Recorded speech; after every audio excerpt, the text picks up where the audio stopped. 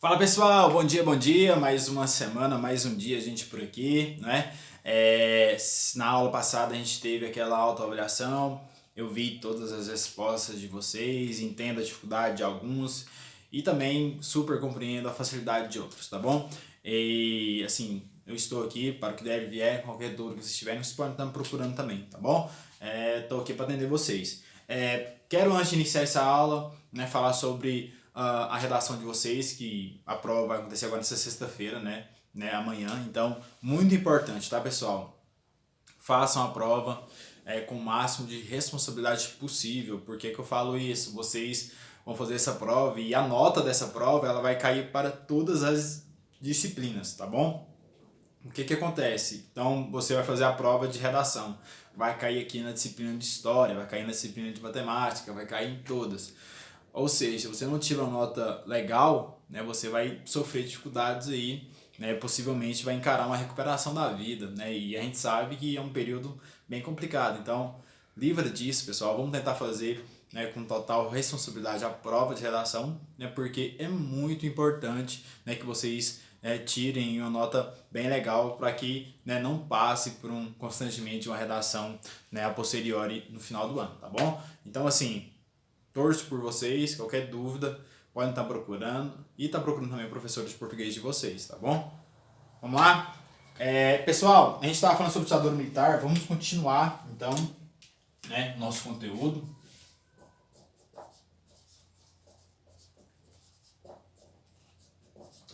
O que acontece? A gente estava, né, na primeira aula que a gente teve sobre ditadura militar, a gente iniciou a falar, né, do AI-1.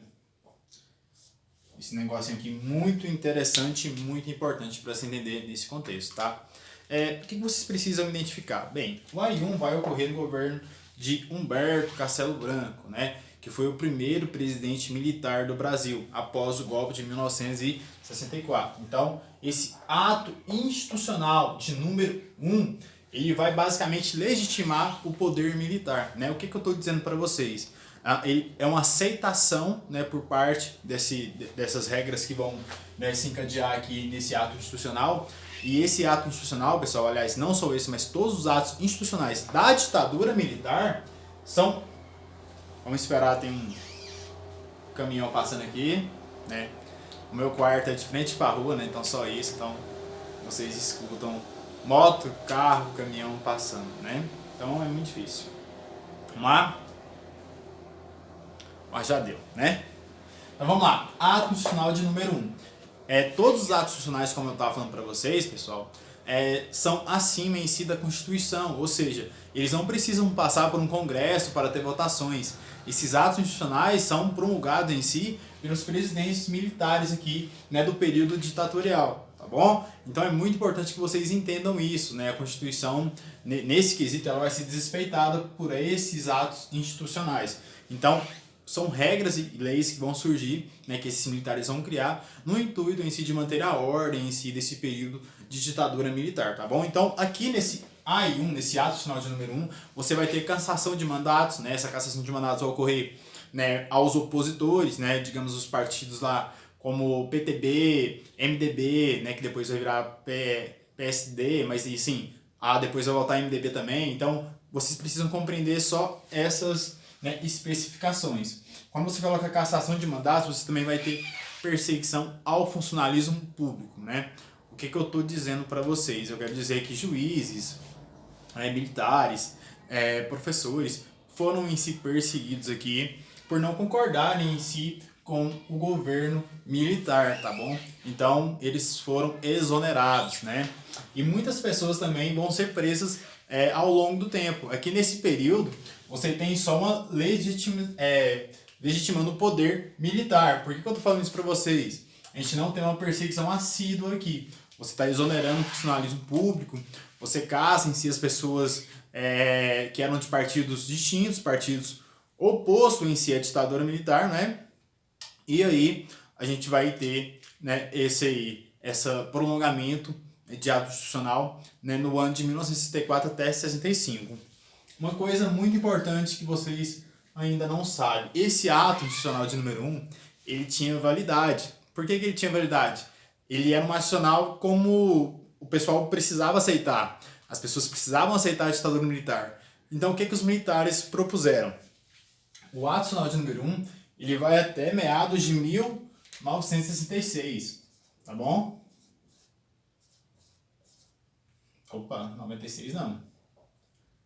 66. Essa era a data, tá bom? Então, criaram em si um ato nacional de 64 aqui, né? O ano da ditadura militar. E ele ia durar, no máximo, até 66, né? Esse AI-1. E ele vai durar, assim, até 66. Vai durar até menos, porque o ato nacional de número 1, ele vai acabar quando vai surgir o ato nacional de número 2, que vai surgir em 65, né? Um ano antes do final em si desse AI-1. Só que esse ato nacional vai representar em si o começo de uma ordem nacional. E os militares vão dizer, ó, esse ato nacional vai até 66. Depois a gente vai voltar tudo ao normal novamente, o que não vai ocorrer. Então foi uma espécie em si, né, de enganação para o povo em si, né, do Brasil, para que aceitasse a ditadura militar. Né? E o que acontece? Existem duas linhas, e vocês ainda não sabem, mas eu vou colocar aqui para vocês. Aqui você tem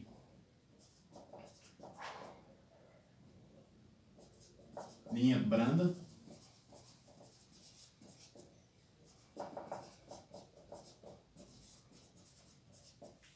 já ouviram falar sobre isso aqui?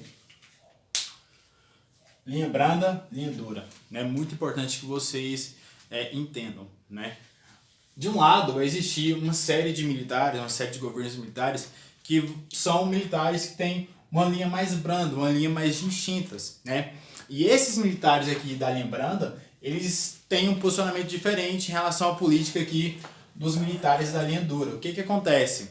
Os militares da linha branda são pessoas, digamos assim, que se aproximam muito próximos ali da democracia. Eles queriam estabelecer uma ordem nacional, né? As mesmas ideias aqui de Castelo Branco. Lembrando, Castelo Branco é um militar pertencente à linha branda, que pode ser também chamado de castelhano, tá bom? E também pode ser chamado também de Sorbonne, tá? Que faz referência, vou colocar aqui para vocês.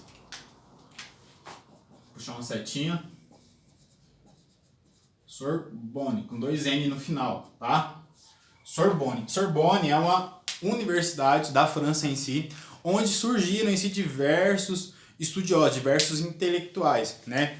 Não quer dizer que esses militares, eles, né, estudaram lá na Universidade da França, tá bom? Não estou dizendo isso. É uma alusão, né, pelos pensamentos em si e por se aproximar de uma espécie de democracia, tá? Então, Castelo Branco, ele se aproximava muito, né, dessa linha aqui, da linha branda, tá? Ele era um militar da linha branda, então ele não vai em si promulgar perseguições violentas, né? Não quer dizer que a gente não possa ter também, enquanto um governo militar que pertence aqui à linha branda, não pratica em si violências, tá? Não posso dizer isso para vocês. Claramente você tem uma espécie de executivo, um poder executivo muito forte, mas a parte de baixo, que realiza em si os serviços, com certeza não praticam as mesmas políticas, tá? Então, ou seja, o Castelo Branco, ele era em si né, que representava em si a linha branda, mas não quer dizer que não teve violência aqui no governo, né, de Castelo Branco, tá bom? Já que essa linha dura são militares em si que identificam em si com um truculento, né, um poder mais truculento em relação ao povo em si. E eles queriam também, pessoal, o prosseguimento da ditadura militar. Eles queriam um prosseguimento do governo militar, né? O que a linha branda pretendia? A linha branda pretendia, como foi explicado aqui no AI-1, né, que existia um tempo em si para o governo militar continuar. E quando essa ordem nacional fosse restabelecida, né, e o Brasil começasse em si a crescer economicamente e até em outros, né, patamares também, a gente vai parar então com o governo militar e vai entregar em si as pessoas cíveis, né, que seria as pessoas normais, que não eram da patente militar. Então a linha branda pretendia isso, só que a linha dura não pretendia isso. Ela queria continuar no poder por mais tempo, tá? Ela queria muito mais tempo do que a linha branda pretendia. Eles queriam restabelecer uma espécie de ordem nacional e também pretender passar em si para outros países, tá bom? Então, essa era a diferença aqui, tá lembrando para a lendura. Vai existir isso no militarismo, tá? Muito importante que vocês compreendam isso, tá? Vamos para que o AI-2, né? Muito importante também, que vocês precisam compreender. O AI-2, pessoal, ele foi restabelecido no ano de 1965, tá? Um ano depois do AI-1. O que acontece? Lembra que eu falei para vocês que o AI-1 ele tinha um tempo, né? Ele tinha um prazo de validade, ele ia até 1966, né? O que não vai acontecer, porque logo após, né, o prosseguimento aqui nas regras estabelecidas pelo ato institucional de número 1, né, os militares perceberam que precisava de mais poder em suas mãos. O que ele vai fazer? Aqui a gente vai ter eleições indiretas para presidente, né? Uma coisa que iniciou aqui no AI-1, mas que ainda não era prevista na Constituição e nem em espécie, em si, em papel tratado aqui no ato institucional de número 1. Aqui no número 2, eles já restituíram isso, tá? Colocou em si como norma. Para presidente não vai ter mais votação de pessoas, será uma junta militar que vai escolher o presidente do Brasil. E isso aqui no AI-2, né? E o que é mais importante também que vocês precisam compreender, vai existir uma espécie de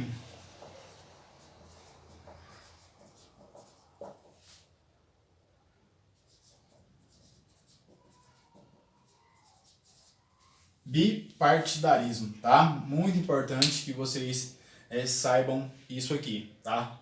Então, o AI-2, além de cancelar em si votação para presidente, né, não vai existir mais votação para presidente, né, no Brasil, né, nesse governo militar, ele vai também abordar aqui, né, colocar no Brasil um bipartidarismo, né? Isso quer dizer 2 partidos, né? Dois partidos vão existir só no Brasil. A gente tinha um pluripartidarismo, né? Que era a existência de vários partidos. Agora não. Vão existir só 2 partidos. Que partidos vão existir então a partir desse AI-2?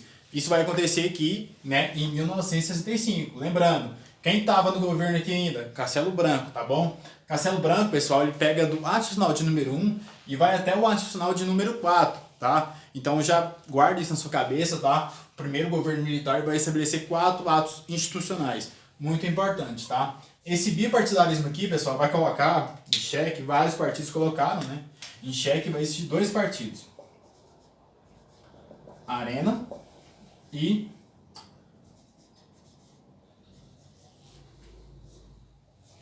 MDB, tá? Arena representa em si os militares, tá? Aliança Renovadora Nacional, tá? Aliança Renovadora Nacional vai representar em si os militares, tá? É um partido que apoia em si a questão dos militares. E você vai ter também o MDB, que é a oposição dos militares. Uma oposição bem entre aspas, tá? Vale ressaltar aqui que o MDB, ele tinha pessoas corrompidas, né, que já estavam em si sendo a favores aqui do regime militar, tá bom? Então o MDB era mais uma questão de dizer que no Brasil existia em si uma oposição, mas essa oposição era completamente um disfarce, era uma oposição bastante comprada, tá bom? Movimento Democrático Brasileiro, tá bom? Então essa oposição aqui, ela não vai criar tantos problemas para a ditadura militar, porque existiam pessoas corrompidas, tá? Então esse aqui é o ato institucional de número 2, tá bom? Tá fácil de ler isso aqui, né? Bem, né? Tô tentando selecionar as partes mais importantes para vocês, para ficar mais fácil de vocês compreenderem, tá bom? Então aqui é o ato institucional de número 2, e é muito importante que vocês identifiquem algumas coisas também que vão acontecer. Por exemplo, Carlos Lacerda. Carlos Lacerda já existia no âmbito político brasileiro desde a época de Getúlio Vargas, concorrendo à presidência. E ele queria ser um presidente brasileiro no governo militar, né? Só que a gente sabe que o governo militar são presidentes militares, e ele não era um militar.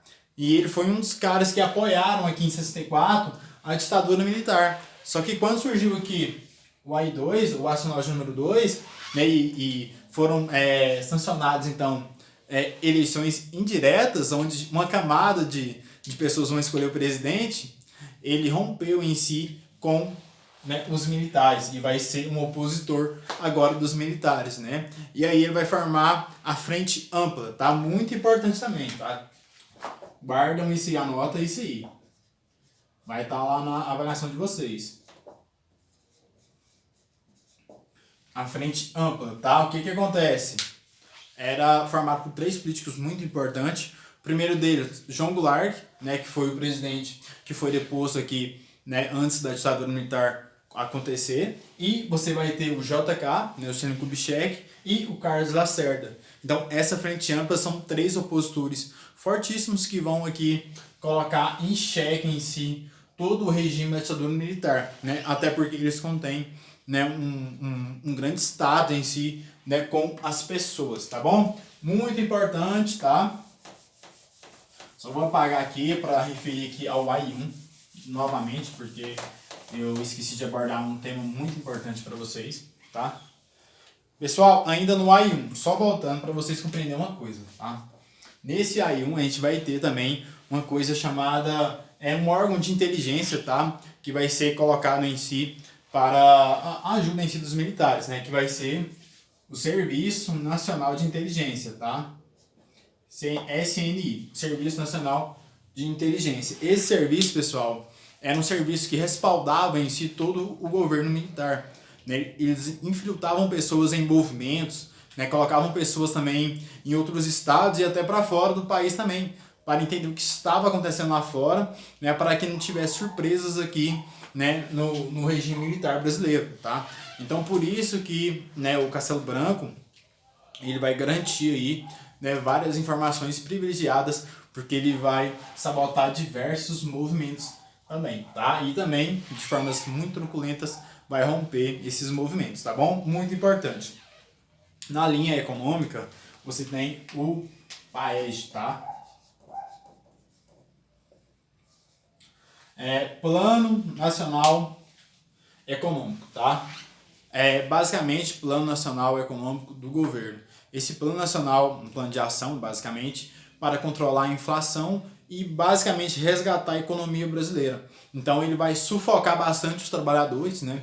Eles não vão dar reajuste salarial às pessoas do trabalho em si, e a gente vai ter uma recuperação em 2 anos muito boa. Eu lembro que a inflação, né, pelos dados que eu já li, a inflação estava 94% e passaram-se 2 anos aqui com um arroz salarial entre os trabalhadores, a gente vai ter uma inflação caindo para 24%, né? Ou seja, eles não vão dar reajuste de salário aos trabalhadores, né? Vai sufocar bastante a parte de baixo da sociedade, né? A parte de cima vai continuar respirando normalmente como sempre foi, né? Nada mudou. E os trabalhadores vão pagar o pato novamente e vai recuperar aí, né, a economia brasileira, né, nesses primeiros períodos. E a gente vai ter também a ajuda financeira de outros países, principalmente os Estados Unidos da América, tá? E isso aqui, pessoal, são coisas que o Castelo Branco vai criar no primeiro governo aqui, o primeiro presidente, né, da ditadura militar, tá? São 2 órgãos muito importantes que você precisa saber dessas coisas, tá? Então, esse arroz salarial nada mais do que uma não reajuste a salário mínimo dos trabalhadores, tá? E sempre abaixo da inflação, ou seja, as coisas estão muito caras, mas o salário mínimo não vai nem recompensar essa inflação. Foi assim que a ditadura conseguiu aí controlar algumas coisas e ter na economia um ápice muito bom, tá bom? Então a gente falou sobre o AI1 e o AI2, eu não vou falar sobre o AI3 e o AI4 agora, porque senão a aula vai ficar muito grande, tá? Vai ficar para a próxima aula. Muito importante, tá? Então o governo de Castelo Branco ele vai ter esses 4 atos institucionais, isso vocês já sabem, tá? Então vai ficar o AI3 e o AI4 para a próxima aula. Eu não vou passar atividade para vocês nessa aula, tá bom? Vai ter só essa aula minha aqui para vocês estudarem, mas a próxima aula com certeza vai ter atividade e eu vou cobrar o conteúdo que eu dei nessa aula também, tá bom? Então a gente se encontra, qualquer coisa é só me procurar.